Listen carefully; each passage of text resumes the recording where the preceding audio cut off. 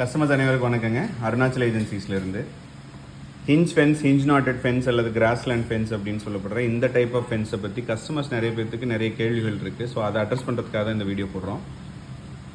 First கேள்வி, இதை ஏன் ஹிஞ்ச் ஃபென்ஸ் அப்படின்னு சொல்கிறோன்னா, நார்மலாக இந்த ஜாயிண்ட் இருக்குது இல்லைங்களா, ஒயரில் ஜாயிண்ட் போடுறதுல வெறும் லிங்க் மட்டும் இருந்தால் அதை செயின் லிங்க்னு சொல்லுவோம். அல்லது இந்த மாதிரி முடிச்சு இருந்ததுன்னா அதை வந்து நாட்டட் ஃபென்ஸ்னு சொல்லுவோம். நாட்டட் ஃபென்ஸில் நிறையா வகை இருக்குது.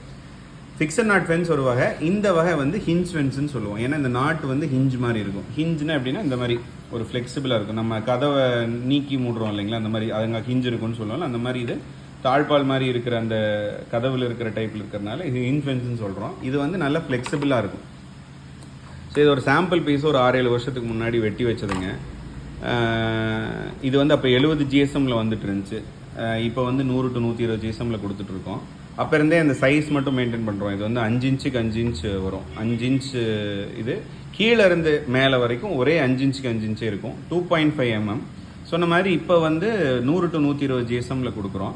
GSM அதிகமாக அந்த ஷைனிங் போயிடும். நிறைய கஸ்டமர் என்னங்க உங்களுக்கு ஷைனிங்காகவே இல்லைன்னு கேட்பாங்க. கோட்டிங் எவ்வளோக்கு எவ்வளோ கம்மியாக இருக்கோ அதுதான் ஷைனிங்காக இருக்கும். கோட்டிங் ஜாஸ்தியாக ஷைனிங் குறைஞ்சிரும். இது ஏன் கம்மியாக இருக்குன்னா, இது ரொம்ப பழசுங்க. 70 GSM கொஞ்சம் அந்த கருப்பு மடிச்ச மாதிரி இருக்குது. ரொம்ப நாள் ஆனதுனால இது பல பக்கம் கையாளுனதுனால போயிடுச்சு. பட் இப்போ வர்றது கொஞ்சம் வெள்ளையாக தெரியும். பட் ஸ்டில் இது ரொம்ப ஷைனிங்காலாம் இருக்காது. ஸோ 100 GSM மெட்டீரியல் கண்டிப்பாக ஷைனிங்காக எங்கேயுமே கிடைக்காது. இது அந்த தலைவில் பார்த்தீங்கன்னா இந்த மாதிரி சிங்கிளாக முடிச்சிருப்பாங்க. இப்போ உள்ளே பார்த்தீங்கன்னா இந்த மாதிரி இருக்கும். நல்ல ஃப்ளெக்சிபிளாக இருக்கும். ஸோ இது ஏன் ரேட்டு கம்மியாக இருக்குது அப்படின்னு கேட்குற கஸ்டமருக்கு ஏன் ரேட் கம்மினா, இதனோட கேப் பெருசாக இருக்கிறனால ரேட் கம்மி. ஏன்னா குவாலிட்டியில் காம்ப்ரமைஸ் பண்ணிக்காமல் 100 GSM ஒயரில் இதே நீங்கள் 100 GSMல எனக்கு இன்னும் கேப் கம்மியாக கொடுங்கன்னு கேட்குறாங்க. கேப்பு கம்மி பண்ணால் ரேட் ரொம்ப ஜாஸ்தியாகிடும்.